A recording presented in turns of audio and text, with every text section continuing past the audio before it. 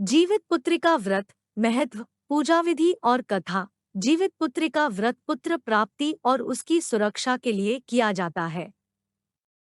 इस व्रत के दिन भगवान सूर्य नारायण का पूजन किया जाता है। ऐसी मान्यता है कि इस दिन का व्रत करने से मृत्युवत्सा दोष का निवारण होता है। आश्विन मास की कृष्ण पक्ष की अष्टमी तिथि के दिन जितिया व्रत किया जाता है। इसे जीवित पुत्रिका व्रत के नाम से भी जाना जाता है। महत्व, जीवित पुत्रिका व्रत पुत्र प्राप्ति और उसकी सुरक्षा के लिए किया जाता है। इस व्रत के दिन भगवान सूर्य नारायण का पूजन किया जाता है। ऐसी मान्यता है कि इस दिन का व्रत करने से मृत्युवत्सा दोष का निवारण होता है। जिन स्त्रियों के पुत्र जन्म लेते ही मृत्यु को प्राप्त होते हैं या जिन माताओं के पुत्र अल्पायु में मर जाते हैं, वो महिलाएं अपने पुत्रों के लंबी आयु और उनकी सुरक्षा के लिए इस व्रत को करती है।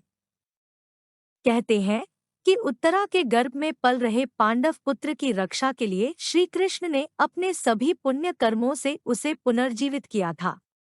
तब से ही स्त्रियां आश्विन मास के कृष्ण पक्ष की अष्टमी तिथि को निर्जला व्रत रखती है। कहते हैं कि इस व्रत के प्रभाव से भगवान श्री कृष्ण व्रती स्त्रियों की संतानों की रक्षा करते हैं। पूजा विधि, अष्टमी तिथि के दिन प्रदोष काल में तालाब के निकट कुशा से जीमूतवाहन की मूर्ति बनाई जाती है। साथ ही कथा के चील और मादा सियार की मूर्तियां भी गोबर से बनाते हैं।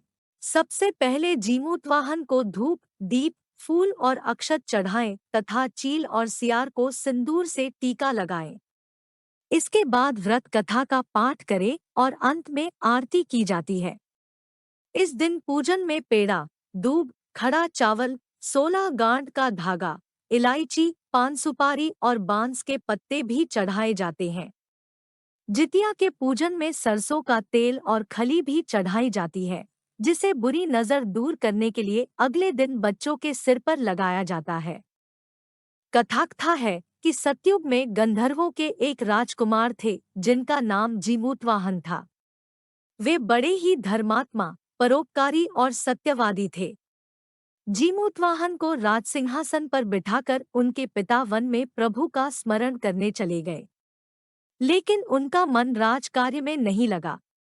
वे राजपाट की जिम्मेदारी अपने भाइयों को देकर अपने पिता की सेवा के उद्देश्य से उनके पास वन में चले गए।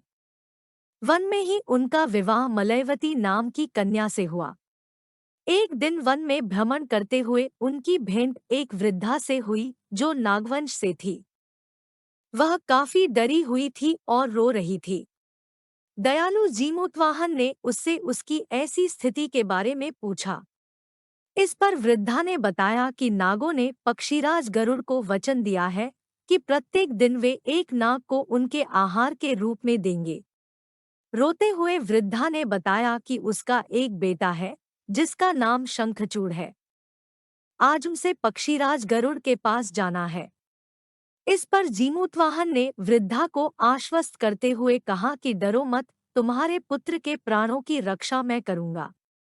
आज तुम्हारे पुत्र की जगह स्वयं को लाल कपड़े से ढककर शिला पर लेटूंगा। नियत समय पर जीमूतवाहन पक्षीराज गरुड़ के समक्ष प्रस्तुत हो गए। लाल कपड़े में लिपटे जीमूतवाहन को गरुड़ अपने पंजों में दबोचकर साथ लेकर चल दिए। उस दौरान उन्होंने जीमूतवाहन की आंखों में आंसू निकलते देखा और कराहते हुए सुना। वे एक पहाड़ पर रुके तो जीमूतवाहन ने सारी घटना बताई। पक्षीराज गरुड़ जीमूतवाहन के साहस, परोपकार और मदद करने की भावना से काफी प्रभावित हुए। उन्होंने जीमूतवाहन को प्राणदान दे दिया और कहा कि वे अब किसी नाग को अपना आहार नहीं बनाएंगे।